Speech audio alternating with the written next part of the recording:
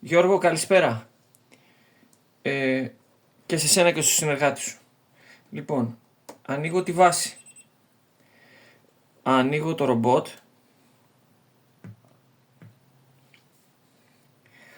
Αναβοσβήνει η βάση μέχρι να βρει το ρομπότ. Ωραία. Άναψε, έμεινε αναμένο, σημαίνει ότι συνδέθηκαν. Εδώ είναι το ρομπότ. Λοιπόν, τώρα ας πούμε ότι θέλω να πω στο ρομπότ να κάνει έναν ήχο. Βάζω αυτό, με το που το βάζω βλέπεις εδώ ότι ανάβει ένα λαμπάκι. Ας πούμε, αν πατήσω τώρα το κουμπί θα παίξει έναν ήχο. Αν συνδέσω αυτό θα παίξει τον ήχο 2. Όταν δεν συνδέω κάτι παίζει τον ήχο 1. Προφανώς υπάρχει η επιλογή εδώ να παίξω τον ήχο 3 κτλ. Με το που συνδέσω μια παράμετρο, αυτά είναι παράμετροι, στην εντολή αυτομάτως ανάβει εδώ το πράσινο να μου δείξει ότι η εντολή είναι κατάλληλη για αυτή την παράμετρο. Πρόσεχε εδώ ότι από την άλλη πλευρά αυτής της εντολής υπάρχει κάτι άλλο. Υπάρχει ένας αισθητήρας και αν το βάλω εδώ ανάβει κατευθείαν κόκκινο, που σημαίνει ότι αυτή η παράμετρος έτσι όπως είναι συνδεμένη σε αυτή την εντολή δεν ταιριάζει. Πάμε να δούμε κάτι άλλο. Ας πούμε ότι θέλω να κάνω μια ρουτίνα επανάληψης.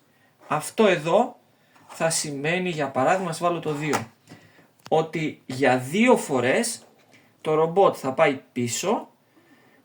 Ας βάλω και μια ακόμα εντολή, περίμενα να βρω μια ακόμα εντολή, ας βάλω και αυτή. Να το, τώρα το έκανα καλύτερα. Λοιπόν, τώρα για 2 φορές θα πάει πίσω, θα κάνει έναν ήχο. Θα πάει πίσω, θα κάνει έναν ήχο. Είναι μια ρουτίνα επανάληψης αυτό. Αν βγάλω την εντολή που ήταν πράσινη και βάλω αισθητήρα, πάλι κόκκινο. Πολύ ωραία. Το βάζουμε στην άκρη. Εδώ. Πάμε εδώ. Αυτή εδώ είναι ρουτίνα ελέγχου.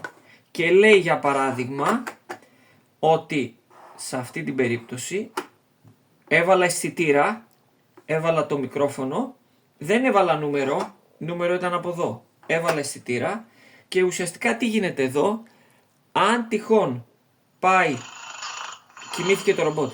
Λοιπόν, αν ακούσει ήχο το ρομπότ, τότε θα στρίψει αριστερά και θα πάει πίσω. Αν το γυρίσω από την άλλη πλευρά που είναι νούμερο, το νούμερο δεν λέει κάτι εδώ στον έλεγχο, άρα θα το αγνοήσει και βγάζει κόκκινο. Πώς το πετυχαίνουμε αυτό? Κλείνω το ρομπότ για να ακούγομαι εγώ και όχι το ρομπότ. Πώς το πετυχαίνουμε αυτό?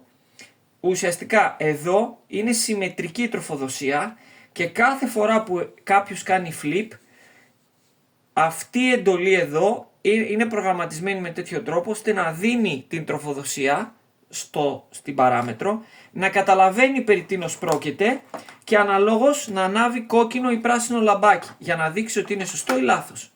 Ταυτόχρονα σε αυτήν εδώ την εντολή, αυτή εδώ η εντολή δεν παίρνει παράμετρο καθόλου. Άρα ό,τι και να τις βάλω, η εντολή δεν ανάβει, η παράμετρος δεν ανάβει, ενώ αν το βάλω εδώ που σημαίνει 3 βήματα πίσω ανάβει.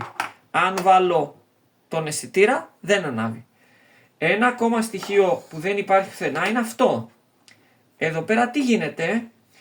Μέσα από το ρομπότ, όταν συνδεθούμε πάνω στο ρομπότ, υπάρχει μια ιστοσελίδα. Το ρομπότ είναι συνδεμένο με τη βάση και ουσιαστικά μπορούμε να πούμε σε αυτή την εντολή να γίνει όποια θέλουμε. Για παράδειγμα, πάτησα το κουμπί κατά λάθος. Μπορεί να γίνει για παράδειγμα βήμα πίσω, μπορεί να γίνει στρίψη αριστερά, μπορεί να γίνει κανέναν ήχο ή ό,τι άλλο. Επίσης, χρησιμοποιώντας αυτή την εντολή, αλλά αυτό το έχω δείξει ήδη σε παλαιότερη έκδοση και πατώντας αυτό το κουμπί, μπορώ να αποθηκεύσω ό,τι έχω φτιάξει εδώ. Ξαναλέω όμως αυτό δεν είναι καινούριο, διότι είναι κάτι που το έχω δείξει και παλαιότερα. Αυτό όμως που δεν έχω δείξει είναι ότι μπορείς σε αυτό το tile, πέρα από το να αποθηκεύσεις αυτήν εδώ την αλληλουχία που έχεις απτικά, μπορείς να αποθηκεύσεις και το πρόγραμμα που έχεις κάνει στο ρομπότ. Δηλαδή, το ρομπότ στέλνει το πρόγραμμα στη βάση, η βάση αντιλαμβάνεται και καταλαβαίνει αν εδώ έχει κατάλληλο τουβλάκι και αν έχει κατάλληλο τουβλάκι, ό,τι έχεις φτιάξει γραφικά με το πρόγραμμα στο ρομπότ αποθηκεύεται εδώ.